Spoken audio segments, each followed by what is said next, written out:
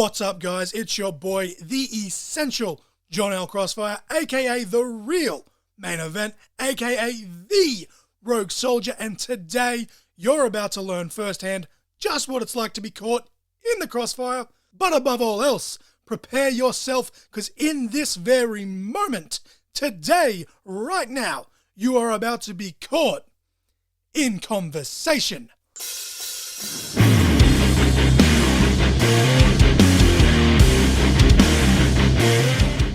Hello one and all, and welcome to episode 57 of Caught in Conversation. As always, I am the essential John L. Crossfire, and I've been quite the busy bee this past week. Been working on a couple of upcoming projects, and I managed to get out of the house. I went to the movies this past Tuesday as I record this. Myself, Mrs. Crossfire, and my awesome sister-in-law, we wanted to go see the new Lightyear movie, but unfortunately, we waited in line for almost an hour, so we ended up going to see Minions: The Rise of Gru instead. We still thoroughly enjoyed it, although by default, it is the weakest film in the franchise, in my opinion, but I'm obviously not the target audience, despite being a massive man-child in my own right. Myself and Mrs. Crossfire also went on a nice little Marvel binge over on Disney+.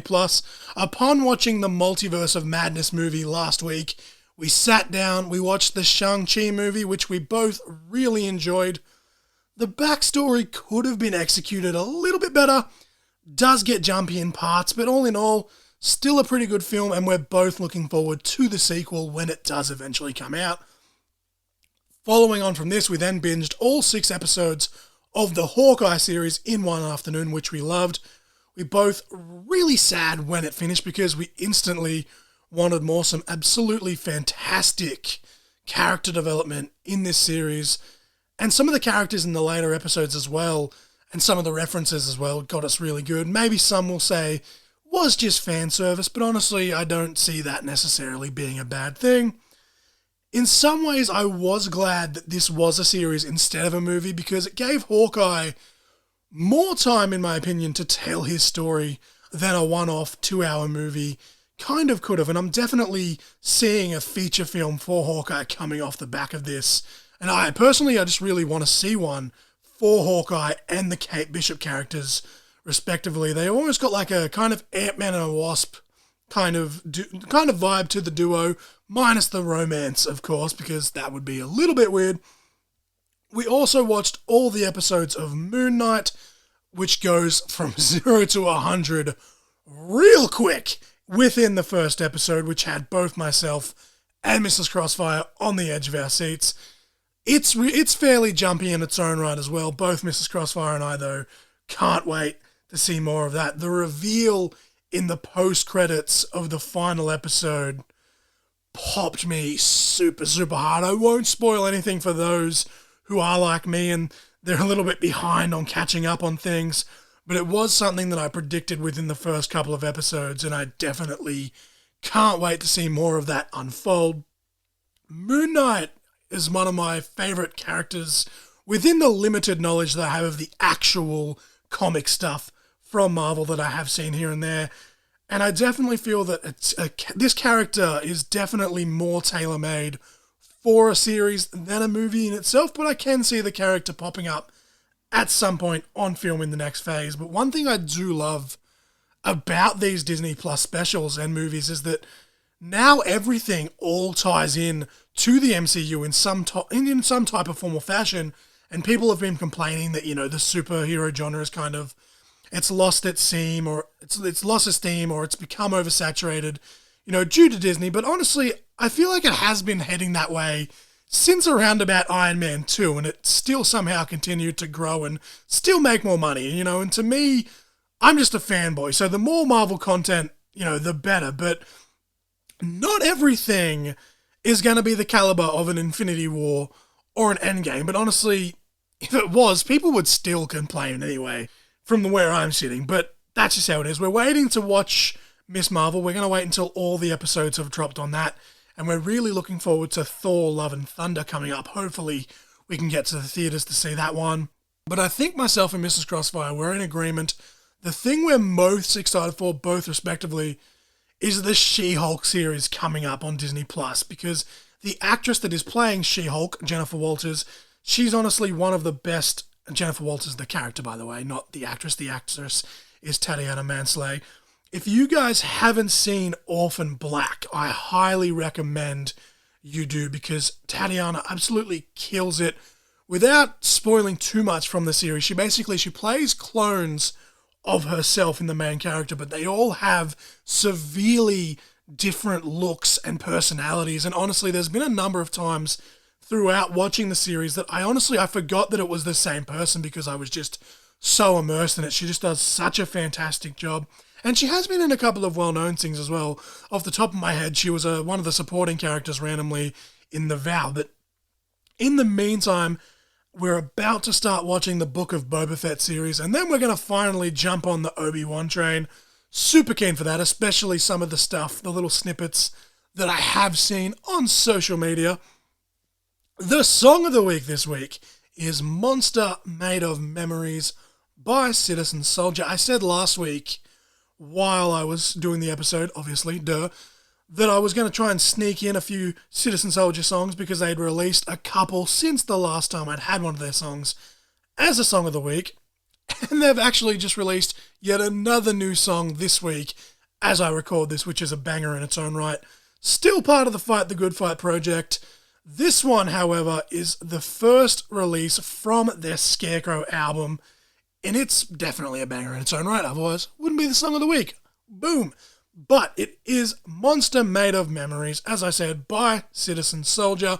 Remember, as always, it is okay to not be okay. Fight the good fight. Reach out if you need help. Yada, yada, yada, etc., etc. Over in the wrestling this week, however, just this morning as I record this, Logan Paul has signed a part-time contract with the WWE to compete at a handful of events here and there, mainly the bigger events, because I guess, as much as I hate to admit it, he is a draw. The current rumors are that he'll be facing The Miz at SummerSlam. On one hand, he was impressive in-ring at WrestleMania. On the other hand, he's kind of just proven to be an absolute trash human being. So I really hope that they make The Miz the babyface in this feud, but it seems like they're going to be pushing for Logan to be the face, which is just kind of, Like, I understand, people can learn from their past mistakes, whatever, bloody blah blah, but there's just something about both he and his brother that just makes me shake my head, and no matter what they do, I'm not going to be able to cheer him. But this weekend, as this episode drops, ICW No Holds Barred are holding 4 huge shows that all look amazing, as I've touched on in the past couple of weeks. Australia's Joel Bateman will be featuring pretty heavily on all of those. Not sure if I'll be covering them on the pod, just because it's a lot of content, but I'm super freaking keen to watch all of them. Impact Wrestling are holding their Against All Odds event tomorrow as I record this. It will be today when this episode drops, since I'm dropping this episode a day early, as a preview, so to speak, of Money in the Bank, which will be tomorrow after the episode originally drops, of course. If you're listening after the fact, just disregard that entire rant. But I will be watching Against All Odds with the Impact Ultimate Insider subscription over on YouTube, and I will likely cover the events of that and Money in the Bank, which I'm about to do predictions for, to close this episode. Moving on, though, to the results/highlights of Warrior Wrestling 24, which I watched just a couple of days ago. This event took place just outside the home base of Chicago, Illinois, in my studio apartment. Please don't sue me, Colt Cabana. Match number 1, we had Miranda Alizé, the Lucha Baddie. She defeated Heather Reckless via submission. Pretty solid opener there.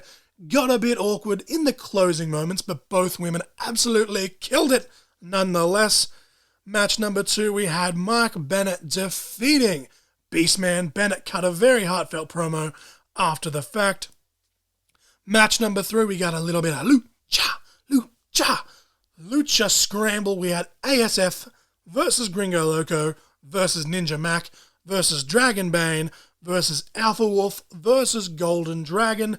And your winner was Gringo Loco, which popped the ever-loving heck out of me because I'm a big old mark on this rant and review and marking out podcast. Big old mark for Gringo Loco. He received the Warrior Wrestling Lucha Contenders Medallion for his troubles. Good Lord, that is a mouthful.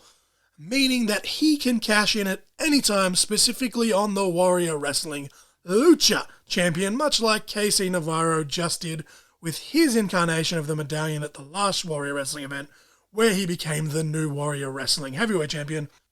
Couple of times in this match where you could kind of see the guys, waiting on their opponents to do the next spot, which is kind of and has unfortunately become somewhat of a norm in professional wrestling, especially modern indie wrestling. But at the end of the day, the fans were into it, and that's the important thing. Everyone looked strong, brother.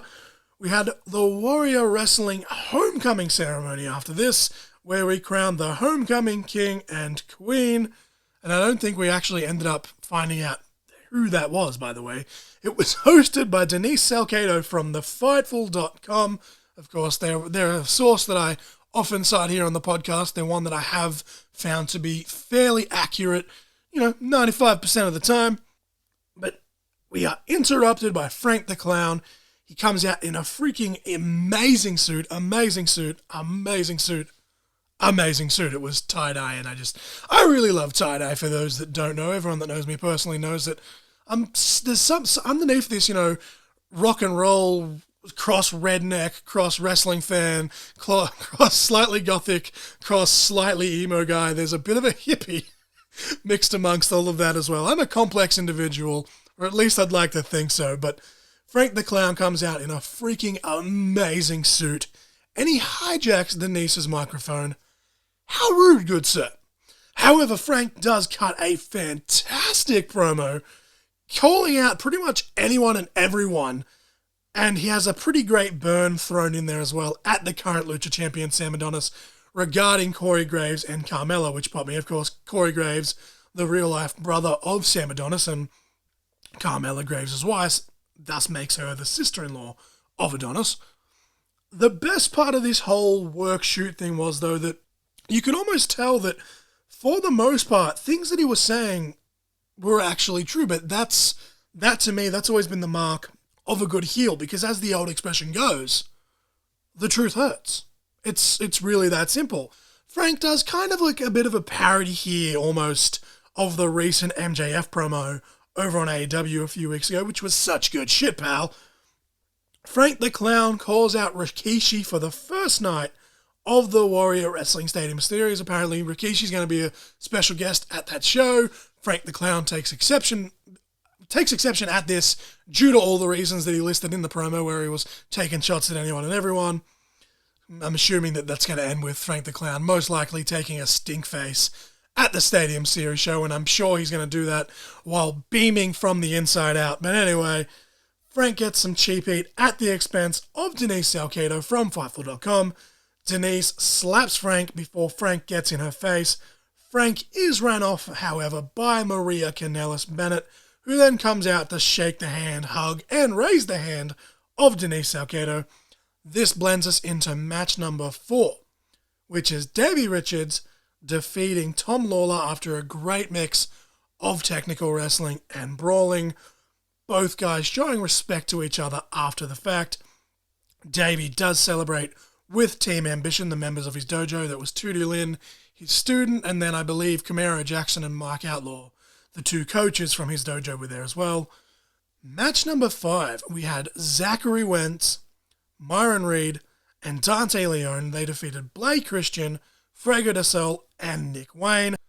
Dante Leone was filling in for Trey Miguel here, which did make me a little bit sad. I was looking forward to seeing Miguel and Wentz have their little reunion, but still enjoyed it nonetheless. Super indie-rific match, but it was what it was. Dante Leone always stepping up. He's always seems to be the go-to replacement, which kind of sucks in a way, but credit to him, he's always finding a way to get himself onto these types of cards.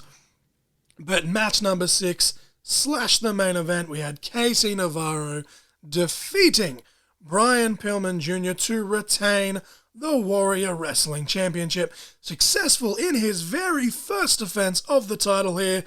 Really hoping he does get to hold it at least for, 6 months or so. Just because, why not? It's Casey Navarro. I'm a massive mark of him. He has such a bright future. And again, I'm just a massive mark for him. He is truly blessed. Warrior Wrestling is truly blessed to have Casey Navarro as their champion. Brian Pillman Jr. was actually the replacement for Speedball Mike Bailey, who unfortunately could not make it due to travel issues. I guess it is what it is. Card subject to change and all that. Casey Navarro makes it clear that he wasn't happy with the replacement. He cites that Pillman was not a big enough star to be in the ring with him. But then we got a video package to close the show showing highlights from the past 2 Stadium Series shows, hyping up this year's Stadium Series shows, and I'm really looking forward to that, as I've talked about here on the pod.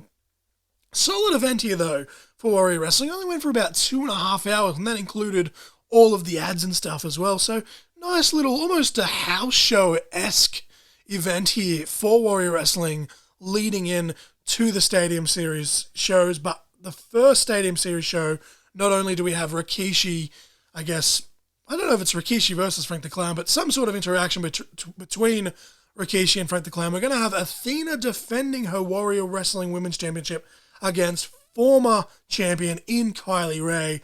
I'm sure that that's going to be a really great match in its own right. Really looking forward to that one. The match of the week this week is the men's Money in the Bank match from last year's Money in the Bank in 2021. This was actually one of my favorite Money in the Bank ladder matches in quite some time, as I did document way back when I discussed the highlights of that event on whatever number that was. Can't think of it off the top of my head. But it still pops me going back and watching this, seeing Big E win the whole thing. Although in hindsight, being what it is, it's kind of sad looking at how lackluster his title run after his eventual cash-in ended up being.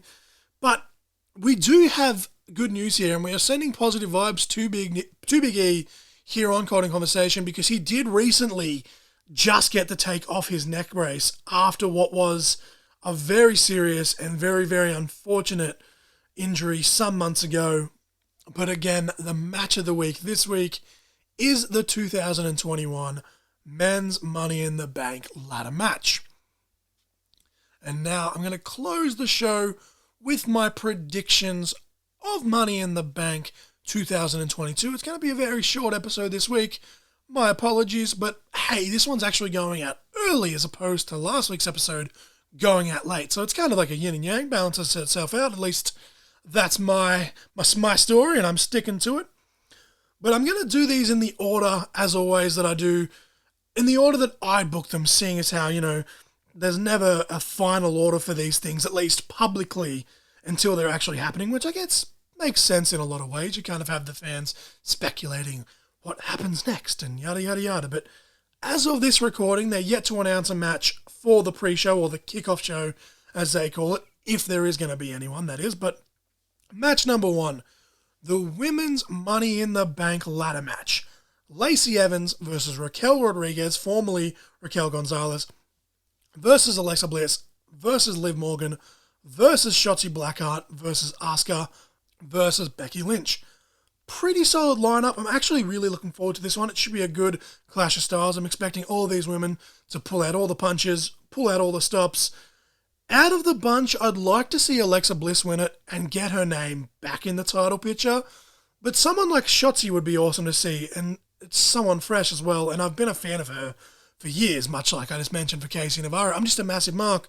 Would love to see her win, but my official prediction for this is Liv Morgan. She has been breaking out for quite some time, and while I still don't think she's just quite there, she's right on the cusp, in my opinion. And in kayfabe, you've got 12 months to cash in the Money in the Bank briefcase. So I think that's more than plenty time to really put her in that position. I think Liv Morgan wins the Money in the Bank ladder match.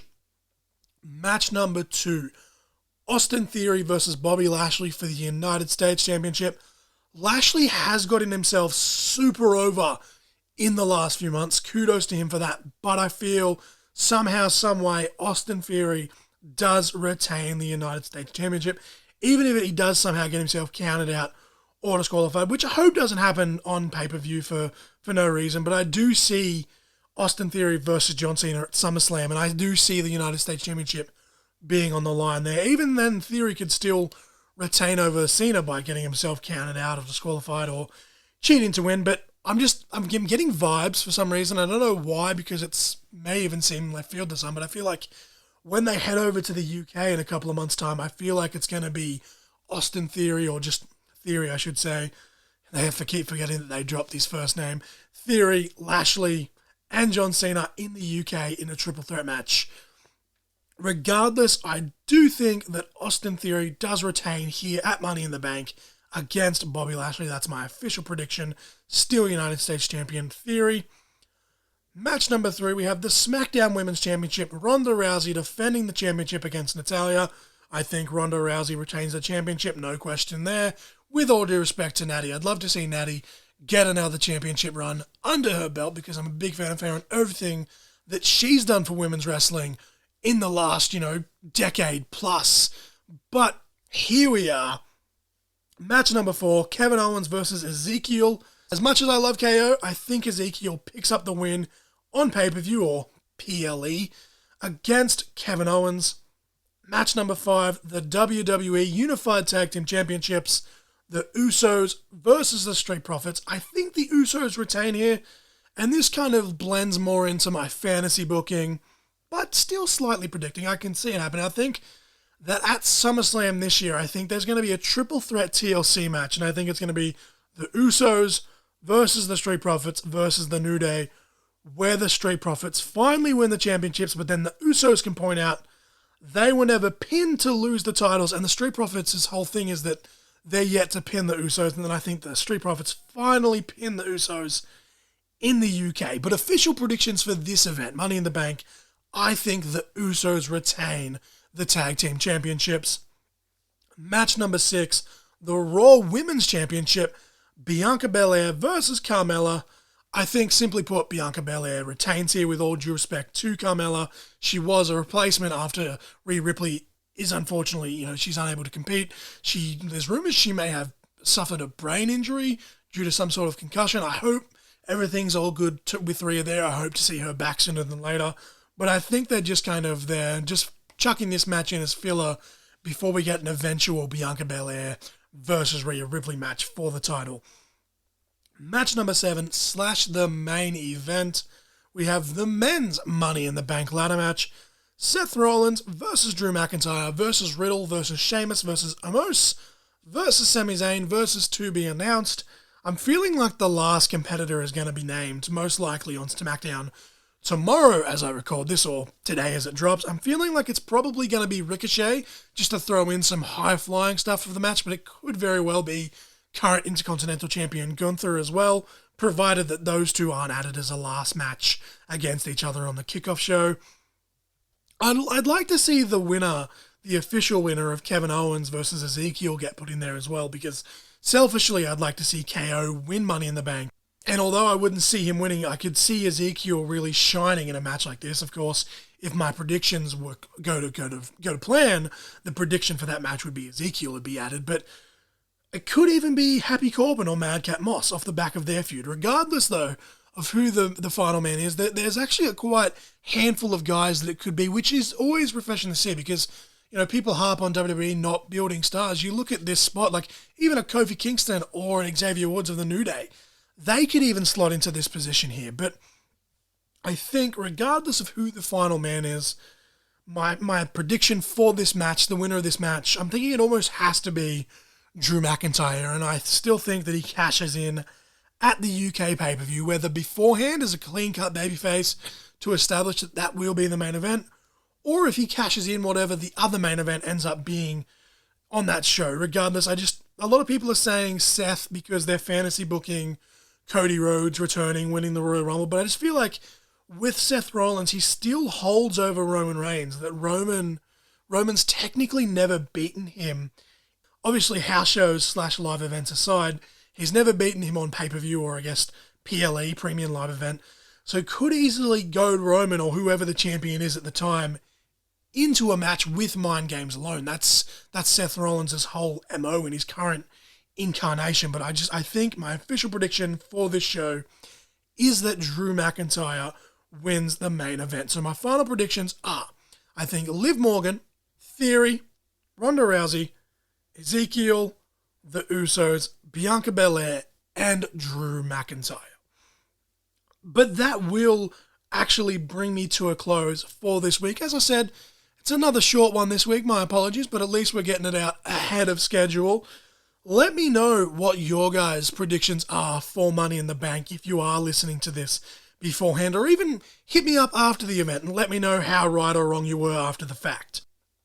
As always, I do appreciate your support. I thank you always for that support. Check out the links in the description for all my social media and my merch. There is currently a 20% off sale happening over on Pro Wrestling Tees for the first few days of me dropping this episode, so go check that out. Go check out my store if you have some spare cash. Truly hate to be that guy, but any extra support while I am unfortunately unable to work while I recover from surgery would go a long way. It would be very appreciated. Check out the Masked Wrestlers League in a week from today when the episode drops, if you are in the ACT area or if you have the means to travel, as well as ICW Australia's next event, Insanity, coming up on August 20th. The song of the week this week was Monster Made of Memories by Citizen Soldier. The match of the week this week was 2021 Men's Money in the Bank ladder match. I am the essential John L. Crossfire, and you were just caught in conversation.